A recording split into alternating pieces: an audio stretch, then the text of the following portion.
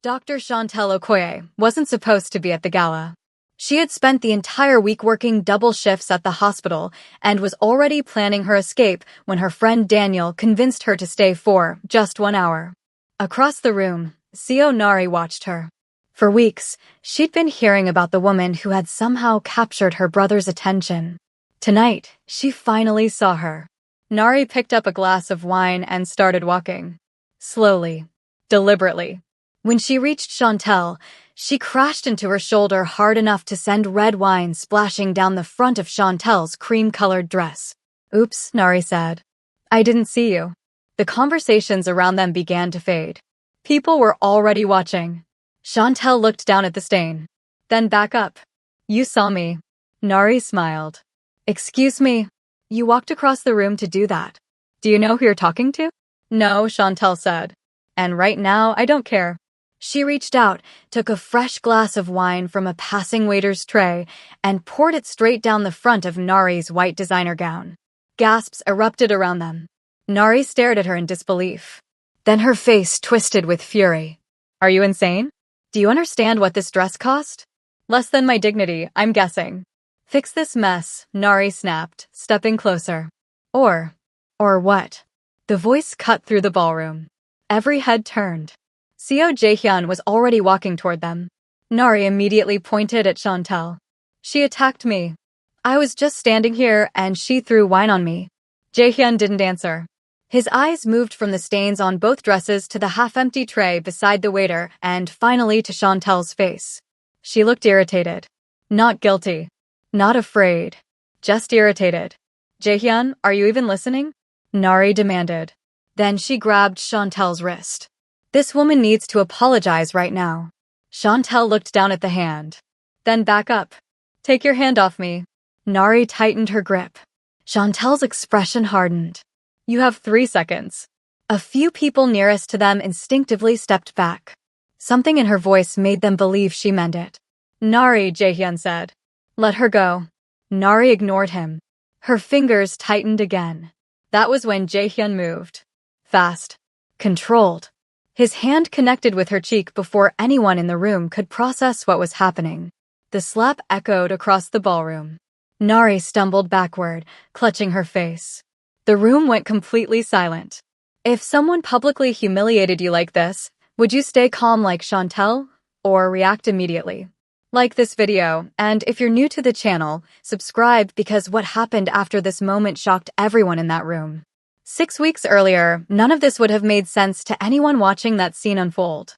Chantel Okoye was simply a 29-year-old internal medicine physician with a packed schedule and very little patience for anything unrelated to her patients. She was good at her job, disciplined, sharp, respected by senior doctors who usually dismissed anyone under 35 without a second look. She had built that respect herself, one 12-hour shift at a time, refusing every shortcut anyone offered her along the way. Outside the hospital, she gave one evening a week teaching free self-defense classes to women in her neighborhood. She never advertised why she'd started it. Only Daniel knew the real story, an old relationship that had taught her, painfully and slowly, exactly what it felt like to be made small by someone who claimed to love her. She had promised herself she would never feel that small again, and she made sure other women had the tools to make that same promise to themselves. "You need one night where you're not Dr. Okoye," Daniel told her that evening, steering her toward his car with a hand on her shoulder. "Just one night. I have a stack of charts to finish. The charts will still be there tomorrow. Tonight you're going to eat expensive food, meet some insufferable rich people, and pretend you're having fun." That's a terrible sales pitch. It's the only one I've got. The dinner turned out smaller than she expected, a private gathering of investors and entrepreneurs in the back room of a restaurant Daniel had clearly visited before. She sat through a round of polite introductions, only half listening, until a man pulled out the chair beside her and said simply, "I'm Jaehyun." No surname. No mention of a company. No expectant pause waiting for her to look impressed. "Chantel," she said. "You look like you're counting the minutes until you can leave." She almost laughed despite herself. Is it that obvious? Only to someone doing the exact same thing. Then why are you here? Obligation. Why are you here? A friend who doesn't understand the word no. I like him already, Jae-hyun said, and something about the dry way he said it made her actually smile for the first time that night. They talked for hours after that. Not about money, not about status, but about purpose, why people spent entire lives chasing success only to feel empty once they finally had it. He asked careful questions and then actually listened to her answers instead of waiting for his turn to talk. She found herself saying more than she normally allowed herself to say to a stranger. "You don't ask what I do for a living," she said at one point. "Most people lead with that. I figure you'll tell me if it matters. What if I never tell you? Then I suppose I'll have to keep asking you to dinner until you do." Before the night ended, they exchanged numbers, his thumb hovering for a second too long over the keyboard, like he was deciding whether to say something else. Neither of them called. Weeks passed. Chantal buried herself back in work, and if she thought about the quiet, unassuming man from that dinner, she told herself it didn't matter. Strangers met and disappeared into separate lives all the time, and there was no reason this would be any different. Then one afternoon, a new family member accompanied her regular elderly patient, Madame Co, into the exam room for a routine appointment. Chantal was reviewing the chart when she looked up and froze. "You," she said. Jae-hyun blinked, equally caught off guard. "Dr. Okoye." His grandmother beamed from the exam chair, delighted. "You two know each other?" "We met at a dinner," Jae-hyun said, recovering quickly. "I believe I misplaced her number." "You lost it," Chantal said flatly, crossing her arms. "I prefer to say misplaced. There's no difference." "There's a significant difference. Misplaced implies I intended to find it again." Madame Co laughed warmly, watching the exchange with obvious delight. "She's wonderful, Jae-hyun. Gentlest hands of any doctor I've had in years. You should take her to dinner properly this time." "Grandmother." "What?" "I'm old. I'm allowed to say what I think." After the appointment, Jae-hyun lingered in the hallway while Chantal finished writing notes at the nurse's station. "Coffee," he said. "To make up for the misplacing. You're going to lose my number again." "I'm not." He pulled out his phone right there, in front of her, and called her number, watching her own phone light up in her coat pocket. "Saved. Permanently this time. You can check." She tried not to smile and failed completely. "Fine. Coffee. One time. That's all I'm asking for." Coffee became dinner. Dinner became long weekend walks through bookstores and street markets, the kind of slow, unremarkable dates that somehow meant more than anything dramatic could have. They sat in his car after midnight more than once, talking until one of them had to admit they had work waiting in the morning. "Tell me something you've never told anyone," she said one of those nights, her seat reclined slightly, watching the streetlights blur through the windshield. "That's a big ask for someone who still doesn't know what I do for a living. You don't have to tell me that. I'm asking for something else." He was quiet for a moment. "I used to want to be a teacher. Before all of this. I liked the idea of explaining something until it finally clicked for someone. What happened? Life happened. Responsibility happened." He glanced at her. "Your turn." "I'm afraid of becoming someone who can't feel things anymore. I see so much loss at the hospital that some days I worry I'm running out of room to actually feel it." "You don't seem like someone running out of room. Give me time." She noticed things along the way, the kind of small details that didn't add up to an ordinary businessman. A restaurant owner who refused to let Jae-hyun pay no matter how firmly he insisted. Strangers on the street who lowered their eyes and stepped aside the moment he passed. One night, walking toward a restaurant, a group of heavily built men cleared the doorway in unison the second they noticed him, murmuring something respectful under their breath. She noticed. She filed it away. She didn't ask. The first time she saw the other side of him was entirely by accident. They were leaving a restaurant after dinner when a drunken man shoved an elderly waiter so hard that the old man stumbled into a table. Before Chantal could react, one of the men standing several steps behind Jae-hyun moved instinctively. Jae-hyun lifted one finger. The man froze instantly. Jae-hyun walked over himself. He helped the waiter back onto his feet, brushed the dust from the old man's sleeve, then turned slowly toward the customer. "You have 10 seconds, he said quietly. "To apologize." The man laughed. Nobody else did. 9 seconds later, he apologized with shaking hands. Jae-hyun simply nodded once and walked away. Chantel watched him the entire walk back to the car. People listen to you, she said. Sometimes. Not sometimes. All the time. He looked out of the window instead of at her. She didn't ask another question. But for the first time, she wondered exactly who this man really was. Jae-hyun, for his part, noticed that she never asked. Everyone else in his life wanted something from him the moment they understood who he really was. Chantel seemed entirely uninterested in finding out, and that, more than anything, was what kept pulling him back to her. The illusion broke on an ordinary Tuesday evening, 3 months into whatever they had quietly become to each other. They were halfway through dinner when his phone rang. He glanced at the screen, and something in his face changed instantly, the warmth draining out of it, replaced by something colder and more focused than she'd ever seen on him. "I have to go," he said, already standing, already reaching for his jacket. "Jae-hyun, what's happening?" "I'll call you." "You can't just." "I'll call you, Chantel." And he was gone before she could finish the sentence, leaving her alone at a table for two with his unfinished plate across from her. The next morning, the news reported a violent clash between two rival organizations near the docks. 3 men hospitalized. Property destroyed. No arrests made. Chantel read the article twice, her coffee going cold in her hands, her mind running through every strange detail she'd quietly collected over the past 3 months and refused to add up. She didn't confront him immediately. She let 2 days pass, gathering the courage to ask the question she already suspected the answer to. When she finally did, she asked it directly, sitting across from him at her own kitchen table, her hands wrapped around a mug she wasn't drinking from. "What exactly do you do, Jae-hyun?" He didn't flinch. He didn't lie either. "I lead an organization. It's not the kind of business that gets written about in financial magazines." "Is it dangerous?" "Yes." "Are you dangerous?" "To the people who deserve it." He held her gaze steadily. "Never to you." "Never." "How am I supposed to believe that?" "Because I've had 100 chances to lie to you about what I am, and I haven't taken a single one." She sat with that for a long moment, turning the mug slowly in her hands. "Does this mean men show up at my door one day? Does this mean I become a target because of who I'm with?" "I would never let that happen." "You can't promise that." "Nobody can promise that." "I know." He reached across the table, not quite touching her hand, waiting to see if she'd pull away. "I know I can't promise the world will be safe. I can only promise I'll spend every day trying to make it safe for you."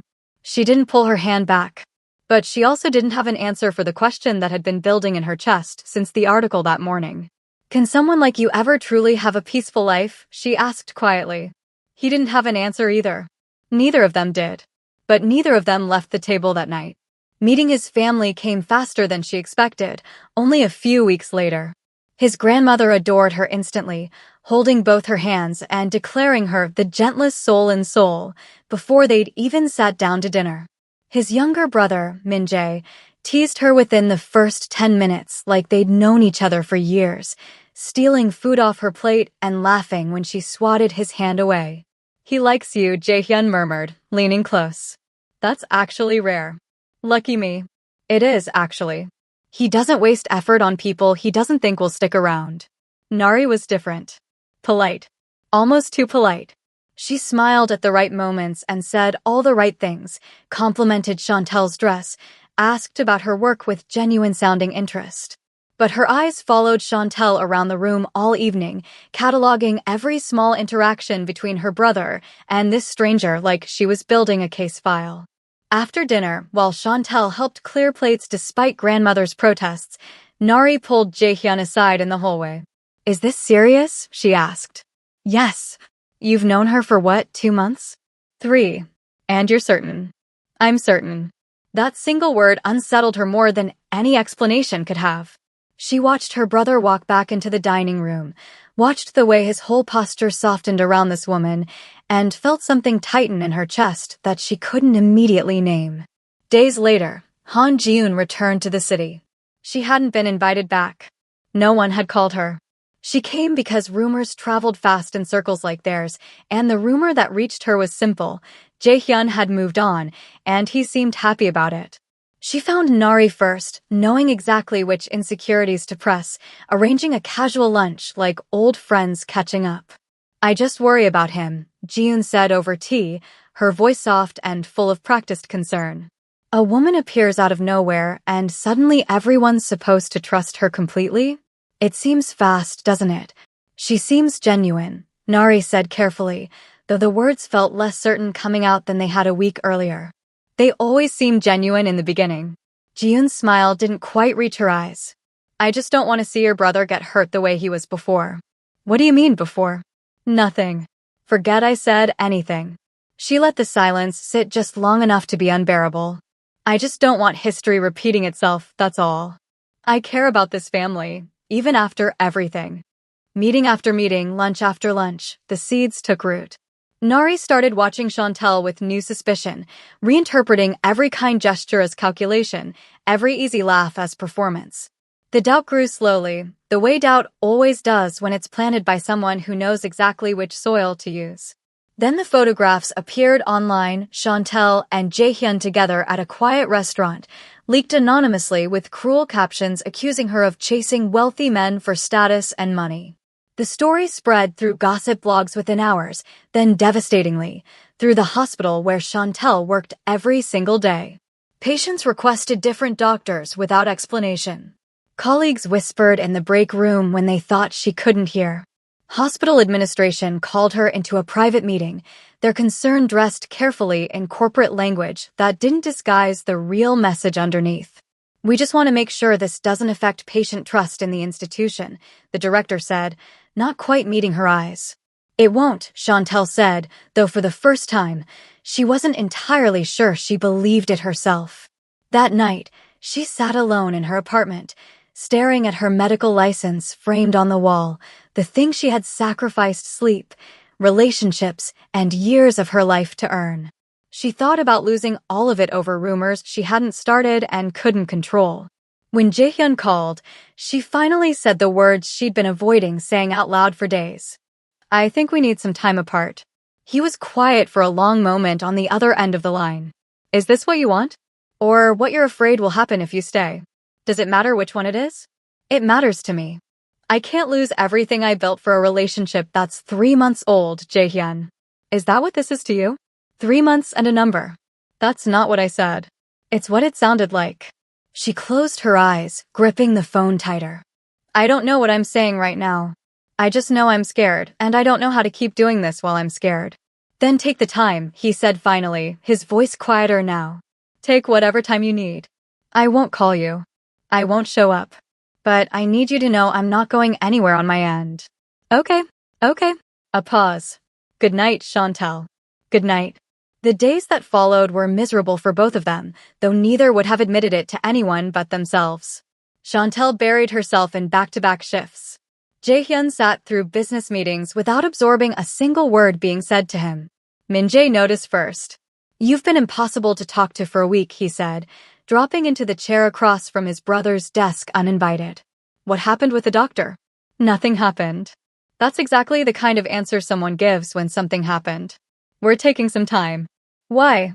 Because her career is being destroyed by rumors connected to me, and she's not sure she can survive that. Min-jae studied him for a moment. And what do you think? I think I'd rather burn down whoever's spreading those rumors than lose her over them. Then maybe start there instead of sitting in your office staring at nothing. One evening, after teaching her self-defense class, Chantel walked toward the underground parking garage alone, exhausted and distracted, replaying the call with Jaehyun in her head for the 100th time. She didn't notice Jiyoon stepping out from behind a concrete pillar until it was too late to avoid her. You think you've won, Jiyoon said, her voice shaking with something between desperation and rage. You think you can just walk into his life and take everything I built for myself? I don't know what you're talking about. Don't lie to me. Jiyoon's composure cracked entirely, her hands trembling at her sides. I gave that family everything. I gave him everything. And you just appear, with your perfect little hospital job and your perfect little smile, and take it all without even trying. I never took anything from you. Whatever happened between you and Jaehyun happened before I existed in his life. You don't get to say his name like you know him. I do know him. Better than you think. Jiyoon lunged forward and grabbed Chantel's arm, her nails digging in. Apologize. Tell me you'll leave him alone. Let go of me. Apologize. Another woman emerged from the shadows nearby, a friend of Jiyoon's who had followed along, believing they were simply going to scare this stranger into backing off quietly. She grabbed Chantel's other arm, pinning her between them. What neither of them expected was that Chantel had spent years teaching women exactly how to handle being grabbed by someone bigger, or in this case, by two people at once. The fight lasted less than 30 seconds.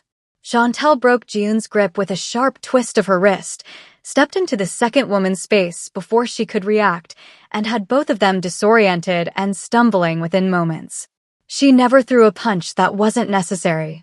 She never lost control of her breathing or her balance. Stay down, Chantel said, her voice steady despite her racing heart, standing over both women now sprawled across the concrete. I'm not the one who started this, and I'm not going to be the one who finishes it badly. The garage's security cameras captured every second of it. Police arrived within minutes. Jiyoon left in handcuffs, sobbing, humiliated in front of the small crowd that had gathered near the garage entrance. Chantel, shaking slightly now that the adrenaline was fading from her system, declined to press charges when the officer asked. I just want to go home, she told him. When Jaehyun found out the next morning, his reaction wasn't anger at Chantel for defending herself. It was something heavier, something that sat in his chest like a stone. Why didn't you call me? He asked, standing in her doorway, his voice unusually unsteady. Because it wasn't your problem to fix. Chantel, every time you protect me from your problems, you take away my chance to protect you too. Do you understand what that feels like, finding out after the fact that you were attacked and handled it completely alone? I didn't want to be one more burden on you while you were already dealing with everything else. You're not a burden. You've never been a burden. You're the only thing in my life that's never asked me for anything, and somehow that makes me want to give you everything. She felt something in her chest give way at those words, the careful walls she'd built over the past week finally cracking. I was so scared, Jaehyun. Not of her. Of losing everything I worked for. Of losing you. Of not knowing how to hold both at the same time. You don't have to choose between them. I refuse to let you choose. I love you, she whispered, the words slipping out before she could stop them. I've loved you for weeks and I was too scared to say it. I love you too. He pulled her into him, his hand cradling the back of her head. I have for longer than I probably should admit. That night marked the end of their separation and the beginning of something neither of them was willing to lose again, which made the gala, weeks later, all the more painful when it finally arrived. Because by the time the gala came around, Nari had spent months absorbing Jiyoon's careful poison, lunch by lunch, doubt by doubt. Despite the arrest, despite the obvious instability Jiyoon had shown that night in the garage, Nari's mind had already built a narrative where Chantel was somehow responsible for all the chaos surrounding her brother's life. So when she saw Chantel standing alone at the gala in that cream-colored dress, looking far too comfortable in a room Nari felt she didn't belong in, all that resentment finally erupted at once. The wine. The retaliation. The slap that echoed through the ballroom and silenced every conversation in the building. This time, watching it unfold from the outside, those who knew the full story understood the weight behind every motion. Nari's misplaced fury built on months of manipulation, Jaehyun's exhausted protectiveness finally breaking. Chantel's quiet refusal to be diminished by anyone, even the family she desperately wanted to love her back. Driving home that night, the silence in the car was heavy enough to feel. Tell me what actually happened in that parking garage, Jaehyun finally said, his eyes fixed on the road. All of it. Not the shortened version you gave the police that night. Chantel told him everything again, slower this time, Jiyoon's accusations, the second woman who joined in, the fight, the things Jiyoon had screamed about giving everything to his family. Jaehyun's jaw tightened, his hands flexing against the steering wheel. She said that? About giving everything. Yes. Why does that matter? He didn't answer right away, his mind working through something she couldn't see. The next morning, he requested a private meeting with Jiyoon, who was still dealing with the legal fallout from her arrest. She arrived defensive, expecting another argument about Chantel, another lecture about boundaries she'd already crossed. Instead, Jaehyun asked one question, sitting across from her with no warmth in his expression at all. What did you mean, that night in the garage, about giving my family everything? Jiun's face went pale. For a long moment, she said nothing, her hands twisting in her lap. Tell me, he said quietly, leaning forward. Or I stopped protecting you from what could have happened to you legally after that night, and I let it run its full course this time. She broke, the words spilling out like something finally too heavy to carry alone. Years ago, my family's company was collapsing. I was desperate, Jaehyun. I leaked information, confidential information connected to your organization, to people who promised to save my father's business in exchange for it. Tears streamed down her face, her voice shaking. I didn't know what they would do with it. I swear I didn't know people would get hurt because of what I gave them. Jaehyun's expression turned to stone, something cold settling behind his eyes. 3 men were hospitalized because of that leak. Do you understand that? People's lives were altered because of a decision you made and never told me about. I know. I couldn't tell you. I was too ashamed, too afraid of what you'd do once you knew the truth. So instead you let me end our engagement believing it was simple incompatibility. You let me carry that confusion for a long time. I didn't have a choice. You had a choice every single day since then to tell the truth instead of letting everyone, including my own sister, believe Chantel was the villain in a story you started. Jiun had no response to that. There wasn't one that could undo what she'd already done.